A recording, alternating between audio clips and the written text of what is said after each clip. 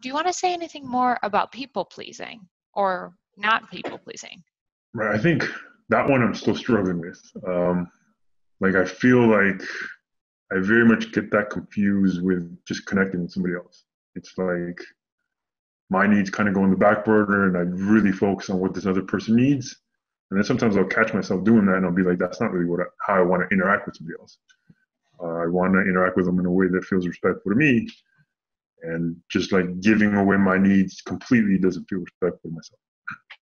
How can you tell when you're giving away your needs or not paying attention to your needs? I think I'll start to feel that anger like boil up. And then I'll be like, all right, that's probably a cue of I've gone too far beyond my comfort zone. Can you give me an example of a time that that's happened? Let's see. All right. So I was having a conversation with my mom about kind of where she's at. And I was trying to hear her out and like just empathize and be where she's at. But I was getting frustrated that it felt like it was going nowhere. And I wasn't just accepting where she was at. I was just getting frustrated. I couldn't find a solution. And I just had to like kind of end the call because I was just to my point where I just couldn't like be there for her at that point. That's a good example of where withdrawal from the conversation was a way to take care of yourself. Did you have any other, as you took that action, did you feel like it was the right action? You know, did it come from a place of self-respect? It did because it just felt like I was in this loop and I was getting more and more frustrated. And I knew that if I just got more frustrated, it's not going to lead to a good outcome. So it was just the best thing to do, I think. I don't feel regret because I ended it. I'm happy to hear that. And I can imagine, just speaking to the nuance, I think it's a great point. Under some conditions, that behavior might be something that was less effective, but under this condition, it sounds like it was really effective. Great example. So are there other places that you still get stuck? Yeah, there's a lot. Uncertainty is still something that scares me. I get panic attacks sometimes, and I'll get disgust. And then my OCD will latch on to things I really care about and like throw thoughts my way that like kind of throw me for a loop sometimes. Can you tell me more about what types of uncertainties scare you? Yeah. I think like uncertainty around financial issues, like being afraid of what might happen for me financially scares me. I think uncertainty around like the choices I make, like I know we've talked about decisions, you make a decision, you live in it, but it's still kind of difficult at times for me to be like, well, is this the right decision or would something else be better for my future? Like I get stuck in that sometimes. What do you do when you're stuck there? I will try to ask myself like, all right, in 5 years, what would this look like then? And is it a reversible decision or is it a decision that's kind of irreversible?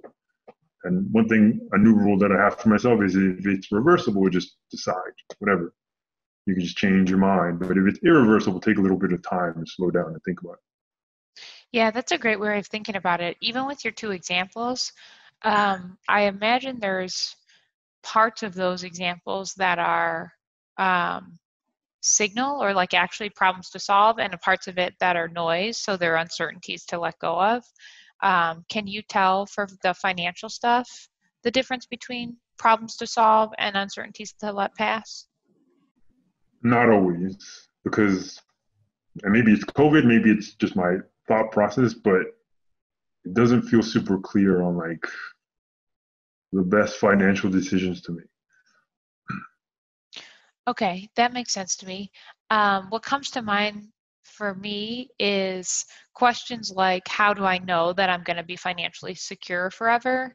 It's probably an uncertainty, like something that you want to know with certainty out in the future is probably something that you can't know, but something like, do I have the budget for this decision is probably something that's actually a problem to solve. Is that framework helpful? Yes, it does. Yeah. Okay, and it sounds like what you're doing with decisions is kind of the same thing. So sometimes there's decisions where you got to make a decision and live in it, and it's actually a problem to solve. Questions like, how do I know this was the right decision? Should I have made a different decision?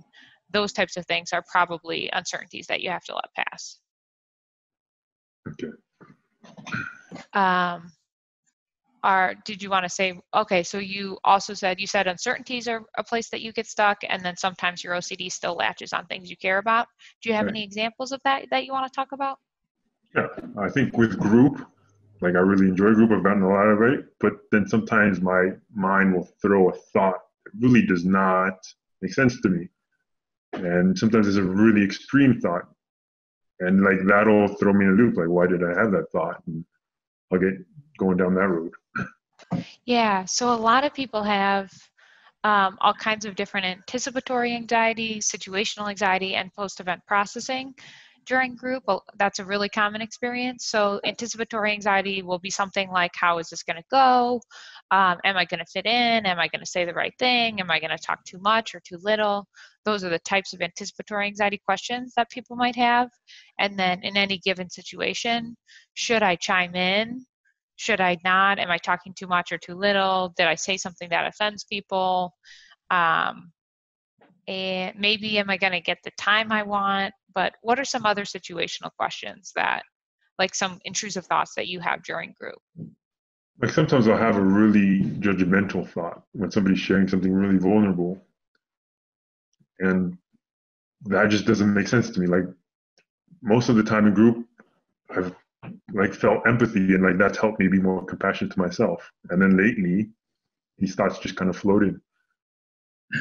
And um, what significance do you give those thoughts? Like, do they mean something to you? I don't think they mean anything. I think it's just kind of my OCD finding a new content area to give me. Like it never gave it to me before. Now I got something else to do. Yeah, I wonder if as you're getting more and more comfortable and group becomes more and more something that you value, you're getting intrusive thoughts that are like kind of a version of harm thoughts that is a common theme for you. Right. So yeah, were you thinking about them as like harm thoughts that are just OCD to let pass? No, honestly, I was just looking at this is new. I don't know what it means, but that makes sense to me.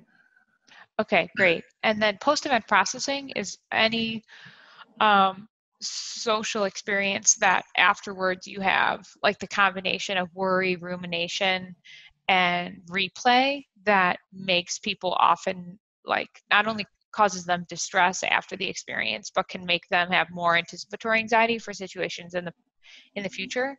So do you ever have post-event processing after group? Yes, I do.